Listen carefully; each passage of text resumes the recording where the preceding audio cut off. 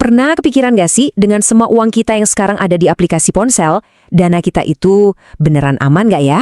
Pertanyaan ini wajar banget, dan hari ini kita akan bongkar jawabannya bareng-bareng.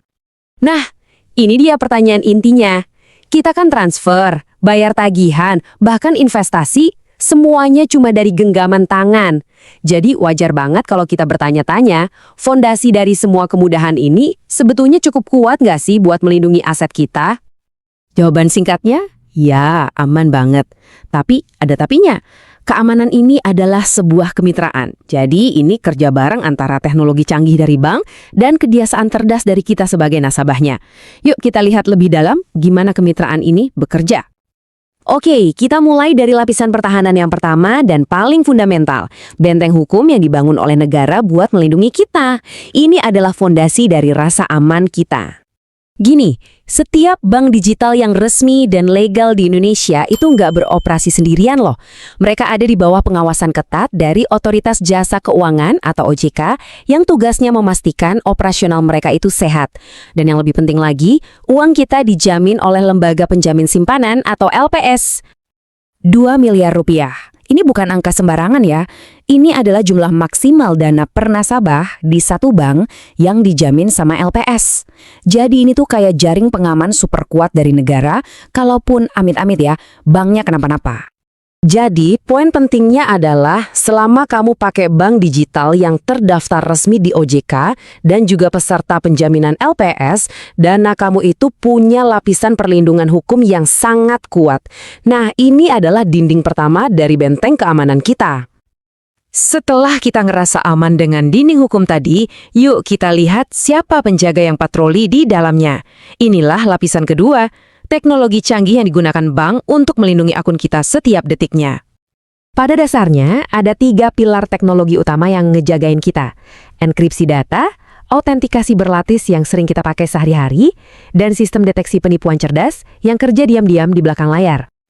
Oke, kita mulai dari enkripsi. Bayangin deh, ini tuh kayak kamu lagi ngirim pesan pakai bahasa rahasia. Waktu kamu transaksi, datanya diacak jadi kode yang rumit. Cuma kamu dan sistem bank yang punya kunci buat membukanya. Jadi nggak ada gunanya buat siapapun yang coba-coba ngintip. Lanjut, autentikasi berlapis. Ini tuh ibaratnya kayak punya 3 gembok di pintu rumahmu. Gembok pertama, sesuatu yang kamu tahu. PIN atau password. Gembok kedua, sesuatu yang kamu punya, kode OTP yang dikirim ke HP-mu. Dan gembok ketiga, ya diri kamu sendiri, sidik jari atau wajah. Ketiganya ini bikin akun kamu jadi susah banget buat ditembus. Dan yang terakhir, ada penjaga yang nggak pernah tidur. Sistem AI di bank itu terus-menerus menganalisis pola transaksimu. Jadi, kalau tiba-tiba ada aktivitas yang nggak biasa, misalnya transfer gede ke lokasi aneh di tengah malam, sistemnya bakal langsung nandain itu sebagai aktivitas mencurigakan dan bisa langsung memblokirnya. Keren kan?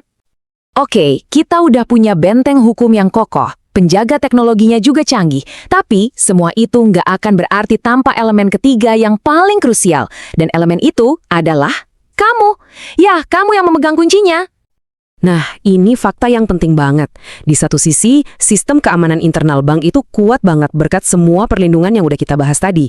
Tapi di sisi lain, ancaman terbesar itu justru datang dari luar. Dan ngincernya, ya kita sebagai pengguna. Ini bisa berupa upaya phishing, malware di HP kita, atau saat kita nggak sengaja nge-share data pribadi. Dan ini poin utamanya. Risiko terbesar itu bukan di sistem banknya, bukan karena banknya lemah, tapi lebih ke perilaku kita sendiri dalam menjaga keamanan data-data pribadi kita. Jadi, yuk kita satukan semua bagian ini. Kalau ada benteng, ada penjaga, dan ada pemegang kunci, jelas banget kan kalau keamanan digital itu bukan tanggung jawab satu pihak aja. Ini adalah sebuah kemitraan. Nah, ini dia intinya. Anggap aja begini, bank udah ngerjain tugasnya, yaitu membangun benteng yang paling aman dan paling canggih. Tugas kita sebagai nasabah adalah menjaga kunci dari benteng itu baik-baik. Terus gimana cara kita jagain kuncinya? Ini beberapa langkah praktisnya. Pertama, selalu unduh aplikasi dari sumber resmi ya. Kedua, dan ini penting banget, anggap PIN, password, dan OTP itu barang paling pribadi, jangan pernah dibagiin ke siapapun. Ketiga, aktifkan semua fitur keamanan yang ada.